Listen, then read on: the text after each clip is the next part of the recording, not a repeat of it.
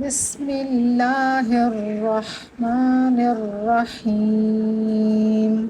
آج کی کلاس میں ہم حروف ہجا میں سے حرف حمزہ کا مخرج سیکھیں گے۔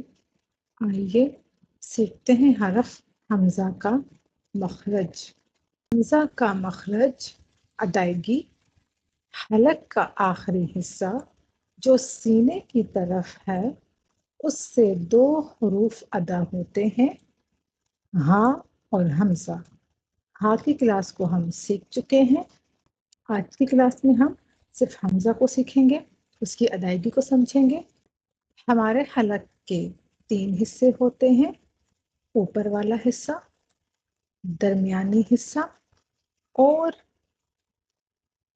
حلق کا نچلا حصہ جو سینے کی جانب ہے، وہاں سے حمزہ ادا ہوتا ہے۔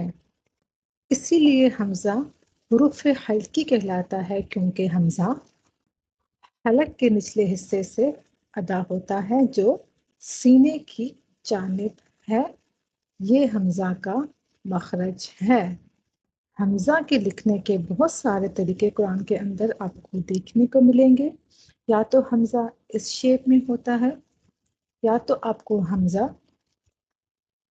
اس شیپ میں ملے گا، مطلب یہ الف اور اس کے اوپر اگر زبر ہے تو یہ حمزہ ہے، الف اس کے نیچے اگر زیر ہے تو بھی یہ حمزہ ہے، الف اس کے اوپر اگر پیش ہے تو بھی یہ حمزہ ہے۔ تو یہ تمام جو شیپس میں نے ڈرا کی ہیں، یہ سب ان سب کو ہم حمزہ کہتے ہیں۔ حمزہ کو ہم براہ راست قرآن مجید میں نہیں پڑھتے، ہم حمزہ کو کیسے پڑھتے ہیں؟ جیسے حمزہ زبر آ، حمزہ زیر ای، حمزہ پیش او۔ سورہ فاتحہ میں جو پہلا ورڈ ہے الحمد، اگر ہم اس کو دیکھیں، الحمد جب ہم شروع کرتے ہیں تو پہلے وہ جو یہ جو آپ پہلے کی آواز نکال رہے ہیں، یہ جو ہے یہ حمزہ ہے۔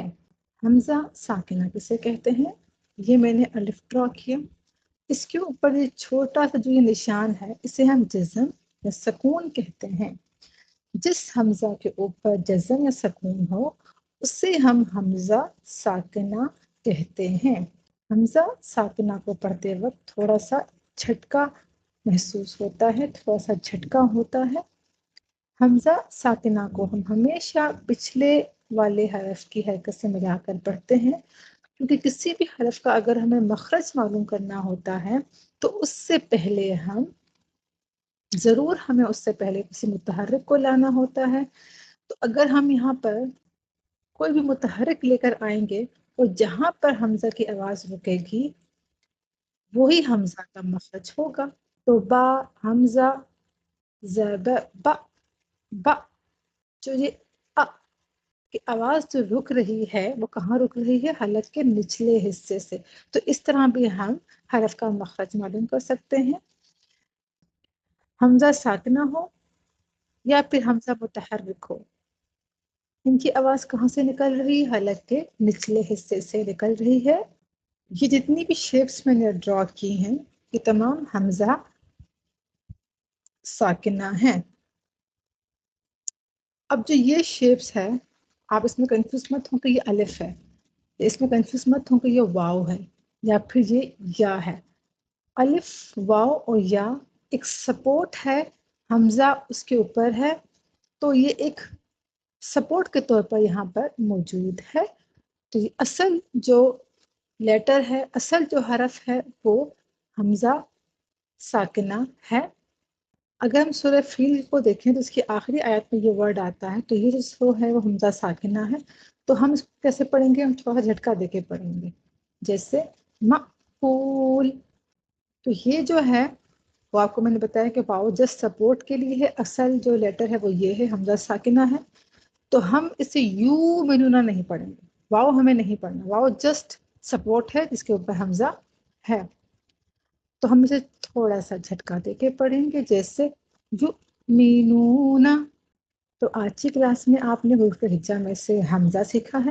حمزہ حروف حلقی میں سے آتا ہے، حلق کے نیچے سے ادا ہوتا ہے، اور اسے جب اگر یہ ساکن ہو جائے تو اس کے اندر تھوڑا سا جھٹکا، تھوڑا سا جرک میں پایا جاتا ہے۔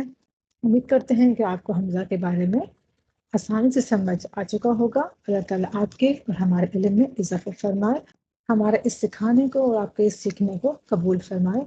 جزاک اللہ۔